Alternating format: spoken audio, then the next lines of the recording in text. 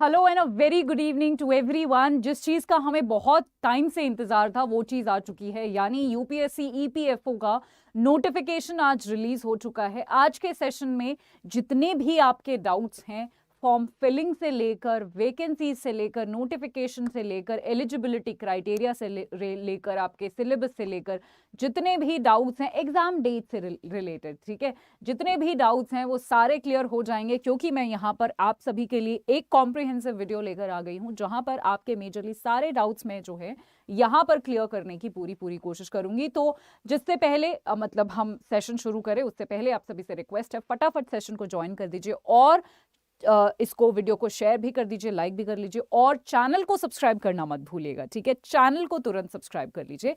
शुरू करते हैं हम। यहाँ पर एपीएफसी और ईओ के जो फॉर्म्स निकले हैं आप सभी को पता है, उसका आज का ही नोटिफिकेशन है। सबसे पहले सबसे इंपॉर्टेंट चीज बता देती हूँ, आज 12 बजे से, दोपहर के 12 बजे से इसका फॉर्म फिलिंग शुरू हो गया है और ये एंड होगा आपका 17 मार्च को 6 बजे शाम को। आपको इस टाइम फ्रेम में, और मुझे तो लगता है आप जितना जल्दी जो है फॉर्म भरे उतना जल्दी अच्छा होगा, क्योंकि फिर उसके बाद आपको हो सकता है अपना टाइम अपना अपना अपना चॉइस वाला सेंटर ना मिले, या फिर साइट पर बहुत ज़्यादा ट्रैफिक हो, बहुत सारी दिक्कतें आ जाती हैं एंड मोमेंट पे। तो अभी तुरंत इसका जो है आप अपना फॉर्म जो है फिल कर लीजिए। कैसे कैसे करना है, क्या क्या करना है, वो मैं आपको अभी फटाफट बता देती हूँ। सबसे पहले तो ईओ की जो यहाँ पर वैकेंसीज निकली हैं, यानी एनफोर्समेंट ऑफिसर और अकाउंट ऑफिसर की जो पोस्ट है यहाँ पर, वो 418 वैकेंसीज हैं, ठीक है। तो आप यहाँ पर देख सकते हैं अपनी कैटेगरी वाइज, एससी की 57 है, ST 28, OBC 78, economically weaker section 51, और अगर आप अनरिजर्व्ड यानी जनरल कैटेगरी से हो तो 204 आपकी यहाँ पर है, ठीक है। चलिए, अगर मैं दूसरी पोस्ट की बात करूं, अच्छा यहाँ पर एज कैसे भूल सकते हैं हम, एज जो है वो 30 इयर्स यहाँ पर है। 30 इयर्स यानी अगर आपकी 17 मार्च को अगर 17 मार्च को अगर आप 30 साल से ज्यादा हो जाते हो तो आप ये फॉर्म नहीं भर सकते, बट अगर आप 30 से कम रहते हो तो आप ये फॉर्म जरूर भरिएगा। और उसके बाद एज में रिलैक्सेशन भी है, यानी अगर आप ओबीसी से बिलोंग करते हैं तो आपको 3 साल का रिलैक्सेशन, और अगर आप एसटी एससी से बिलोंग करते हो तो आपको 5 साल का रिलैक्सेशन इस एज क्राइटेरिया पर मिलेगा। ये उन स्टूडेंट्स के लिए भी बहुत ही अच्छा है जो यूपीएससी के लिए एग्जाम दे रहे हैं। देखिए, मैं उन पर भी आऊंगी जो बैंकिंग के लिए दे रहे हैं।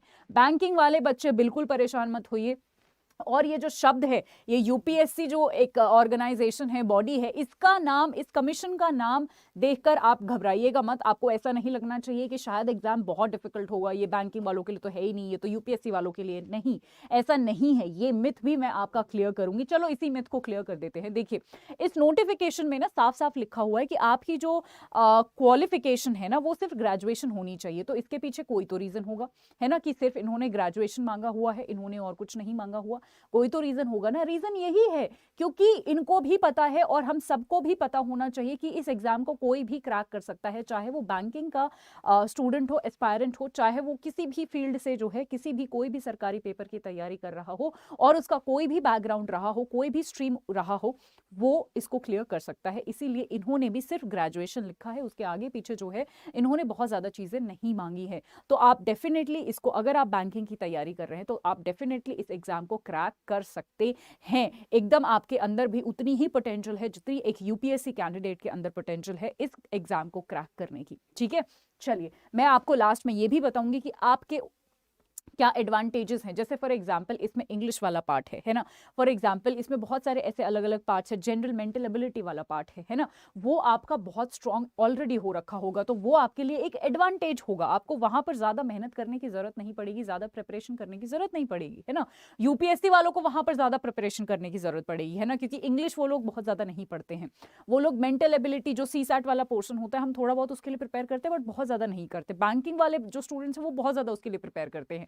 तो ये आपके लिए एक एडेड एडवांटेज है इस एग्जाम के लिए, ठीक है। जो यूपीएससी के लिए ऑलरेडी तैयार कर रहे हैं या फिर यूपीएससी के किसी भी एग्जाम के लिए तैयारी कर रहे हैं, तो उनके अलग पोर्शन है जो स्ट्रांग होते हैं। जैसे फॉर एग्जांपल हिस्ट्री हो गया, आपका पॉलिटी हो गया, है ना, तो वो उनके तैयार होते हैं। बट कोई बात नहीं, उनके पास एक एडवांटेज है तो बैंकिंग वालों के पास भी तो एक एडवांटेज है ना। दोनों जो है चीजें बैलेंस है, दोनों को उतना ही टाइम डिवोट करना पड़ेगा, कुछ भी अलग नहीं है। कोई भी ज्यादा प्रेफरेंस यहाँ पर यूपीएससी वालों को नहीं दी जा रही है।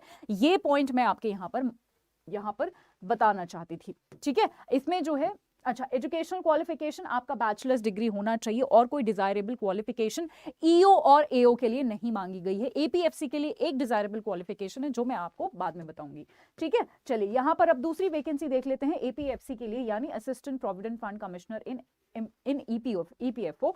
इसमें 159 वैकेंसीज है, यानी दोनों टोटल मिलाकर 577 यानी 577 वैकेंसीज हैं, ठीक है। इसमें अगर मैं यहां पर इसको सेग्रीगेट करूं तो एससी की जो है 25 वैकेंसीज हैं, शेड्यूल ट्राइब्स की 12 हैं, ओबीसी की 38 है, इकोनॉमिकली वीकर सेक्शन 16 और अंडर रिजर्व्ड जो है वो 68 यहां पर है, ठीक है। सो ये आपको पता होना चाहिए। चलिए, इसका एज 35 यानी 17 मार्च तक अगर आप 35 साल से ऊपर हो गए हो तो ये आप ये नहीं भर सकते, बट अगर आप अंडर 35 हो आप ये जरूर भर सकते हैं। एजुकेशनल क्वालिफिकेशन आपका ग्रेजुएशन ही है, बट यहाँ पर एक डिजायरेबल क्वालिफिकेशन मांगा हुआ है जो है आपका डिप्लोमा, किसमें, कंपनी लॉ या फिर लेबर लॉ या फिर पब्लिक एडमिनिस्ट्रेशन में आपका जो है कोई डिप्लोमा होना चाहिए, ठीक है। ये डिजायरेबल है, ठीक है।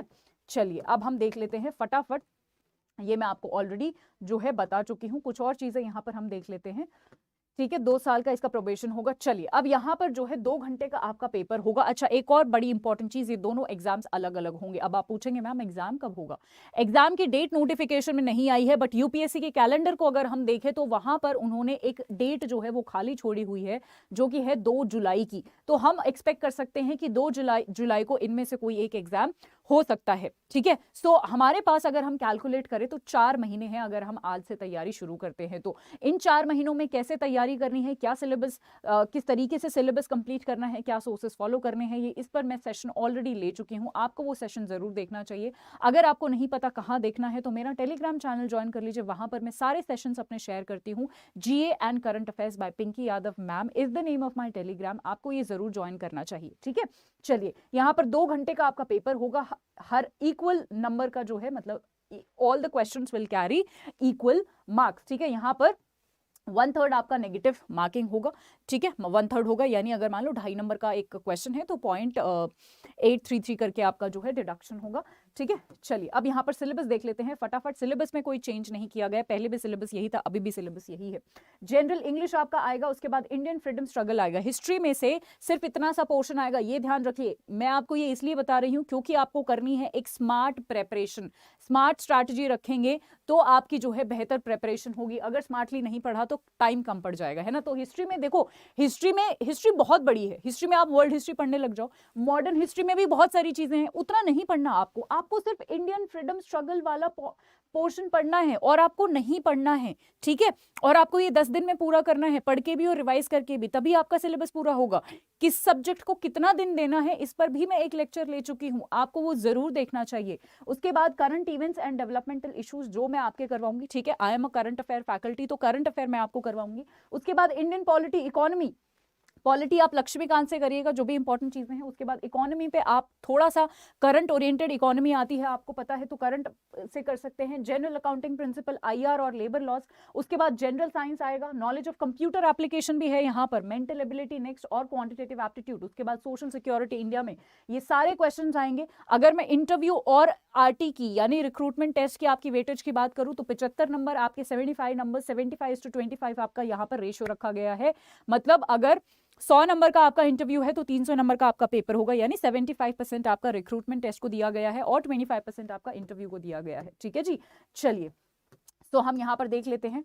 अच्छा ओके, आपको जो है ओके यहाँ पर हम ऑलरेडी देख चुके हैं, ये सारे आपके सेंटर्स है, आप यहाँ से देख लीजिएगा जब आप फॉर्म भरेंगे, ठीक है। बहुत ज़्यादा कुछ इंपॉर्टेंट नहीं है इसमें, सेंटर्स आपको पता होने चाहिए, ठीक है। सो जो भी इंपॉर्टेंट कुछ चीज़ें हैं मैं आपको फटाफट यहाँ पर बता देती हूँ। जी, ये सिटीजनशिप का भी एक क्लॉज है तो ये भी जो है ऐड किया गया है इसमें। एप्लीकेशन फ़ी कुछ 25 रुपए के आसपास है इसकी, बहुत ज़्यादा नहीं है। तो मेरे हिसाब से आपको डेफिनेटली ये जो फॉर्म भरना चाहिए, ठीक है। आपको एक्सपीरियंस भी गेन होगा और बहुत ही अच्छी पोस्ट भी है। अगर मैं डिफ़िकल्टी लेवल की बात करूँ तो देखिए बहुत बहुत ईज़ी तो एग्ज़ाम नहीं रहेगा। हम ये नहीं बोल सकते कि ये तो केक वॉक है, नहीं। कॉम्पिटिशन अच्छा रहने वाला है, बहुत टाइम बाद फॉर्म्स निकले हैं तो कॉम्पिटिशन अच्छा रहने वाला है। बट जॉब भी तो इतनी अच्छी है ना, तो मेहनत तो करनी पड़ेगी, है ना। बट अगर हम राइट स्ट्रैटेजी, राइट डायरेक्शन और राइट सोर्सेज के साथ अगर अपनी प्रैक्टिस करते हैं तो हमारा जो है सिलेक्शन होने के बहुत ज़्यादा चांसेस बढ़ जाते हैं। और अच्छी बात ये है कि कोई मेंस नहीं है, एक पेपर दिया, इंटरव्यू दिया, सिलेक्शन हो गया, है ना। सो ये एक बहुत बड़ी जो है टेंशन वाली बात जो है वो खत्म हो जाती है बच्चों के लिए। क्योंकि अगर हम यूपीएससी की बात करें तो पहले प्रीलिम्स क्वालिफाई करो, प्रीलिम्स से इतना डाइसी हो गया कि प्रीलिम्स ही क्वालिफाई करना बहुत मुश्किल है, उसके बाद मेंस क्वालिफाई करो, फिर इंटरव्यू क्वालिफाई करो। और अगर आपका इन तीनों स्टेजेस में से एक भी नहीं होता है अनफॉर्चुनेटली, तो आपको 1 साल रिपीट करना पड़ता है, तो वो बड़ा चैलेंजिंग हो जाता है। इसलिए कहते हैं यूपीएससी ना डिफिकल्ट एग्जाम नहीं है, चैलेंजिंग एग्जाम है, क्योंकि 1 साल वेट करना पड़ता है ना। और अगर आप बैंकिंग के हैं, डेफिनेटली आपके लिए एग्जाम बना है। बिल्कुल भी ऐसा मत सोचिएगा कि मैम ये तो यूपीएससी का है, बिल्कुल भी नहीं। इन्होंने ग्रेजुएशन इसलिए लिखा हुआ है ताकि आप लोग भी इसको जो है दे सके, और आप लोगों का एडवांटेज भी मैंने बता दिया है। तो मेरे हिसाब से आज ही आपको इसका फॉर्म भर देना चाहिए और हमारे साथ इसकी तैयारी शुरू कर देनी चाहिए। हमारे साथ इसकी तैयारी कैसे शुरू कर सकते हैं?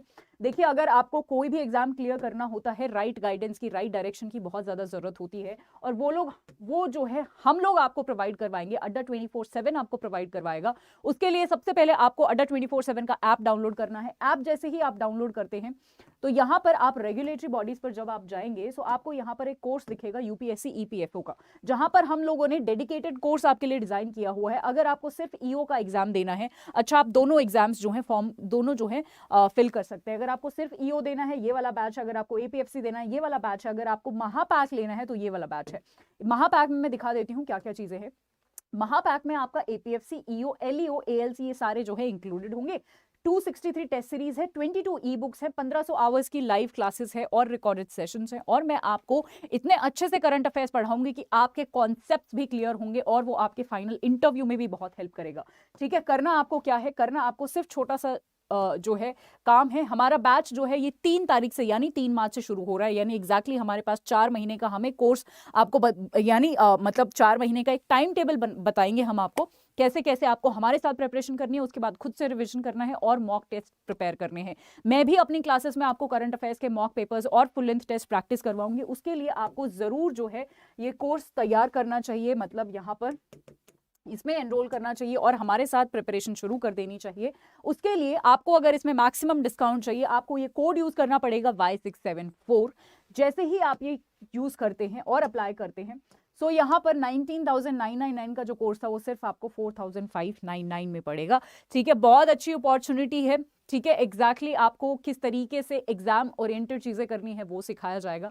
आज के लिए इतना ही, मैं आपसे फिर से मिलती हूं। अब मैं आपको मिलूंगी, अगर आपको करंट अफेयर्स मुझसे वाईटी से पढ़ने हैं तो एक और बहुत ही बेहतरीन आपके लिए अपॉर्चुनिटी है, जहां पर मैं यूट्यूब पर फ्री में आती हूँ। फ्री में आपको जो है पीडीएफ वगैरह सब शेयर होता है। मेरे 2 टाइमिंग्स है, ये 2 टाइमिंग आपको याद रखने हैं। सुबह सुबह 8:30 बजे मैं आती हूँ, सुबह सुबह 8:30 बजे मैं आती हूँ पीआईबी के सेशंस लेकर, जहां पर हम मिनिस्ट्री वाइज जितने भी करंट डेवलपमेंट्स है वो पढ़ाती हूँ मैं आपको। और पीडीएफ भी रोज के रोज शेयर करती हूँ। मंथली पीडीएफ भी देती हूँ, डेली पीडीएफ भी देती हूँ, मंथली कंपाइल्ड वीडियो भी देती हूँ और पीडीएफ दोनों भी यहाँ पर आपको मिलेगा।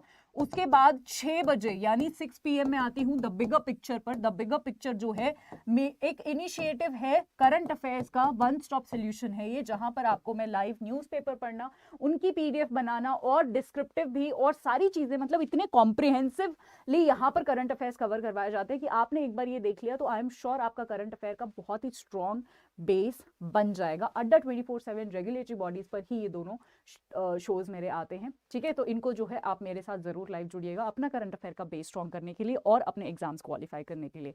आज के लिए इतना ही। Thank you so much, have a wonderful time ahead. Bye bye.